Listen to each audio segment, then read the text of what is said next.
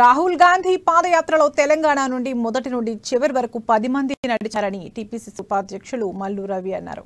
రాహుల్ వెంట కంతొక్కిన బెల్లయ్య నాయక్, కేతురి వెంకటరెడ్డిలకు సన్మానం చేశారు. ఈ సందర్భంగా తెలంగాణ కాంగ్రెస్ కు ఆ 10 మంది నాయకులు కీర్తి తెచ్చిపెట్టారని చెప్పారు.